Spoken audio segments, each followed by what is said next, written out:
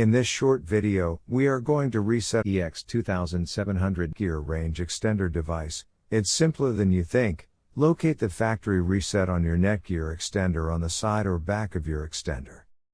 Take a small pin and press in that hole and you will notice that the LED lights on the extender begin to change. The extender will power off and it can take a few minutes to boot up again. Now it's time to go to your computer or laptop screen, and what you will notice is that the extender has been disconnected, as after the factory reset you had to set up the Netgear extender again. Go to my Wi-Fi X.net if on Windows device or my Wi-Fi X.local if on Apple device. In case using an Android device, go to 92.168.1.250.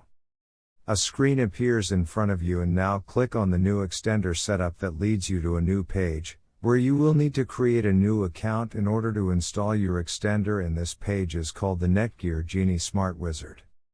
Now fill in all the necessary details such as a valid email address, password, and once you are done, click on the next button. Now you had two choices, as you can either set up your range extender device as a range extender or as an access point. We are going to click on the range extender, and then it will scan for the available networks and give you a list of all the networks available. Before heading ahead into the video, in case you are facing any issue with your Netgear range extender device, get in touch with our Netgear experts. Click on the network that you wish to extend. In my case, it's Netgear router, and then it would ask you for the password of your network, and all you will need to do is fill in the password of your existing network. And click on the next.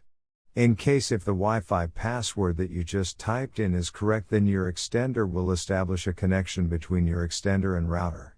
It also allows you to use a different password or use the same password or none at all. If you choose none at all, then anyone will be able to connect with your Netgear extender. I am gonna choose a new password. My Wi-Fi extender name is Paul's. You can choose any you like.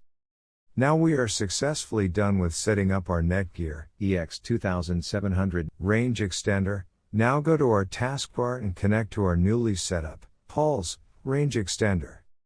And open up our browser, and Google appeared, which means our extended network is working. In case if you are still facing any issue with your Netgear range extender device, get in touch with our Netgear range extender experts for instant solutions. Thanks for watching our video, and do not forget to like, share, and comment on the video, so that you never miss any video from our channel.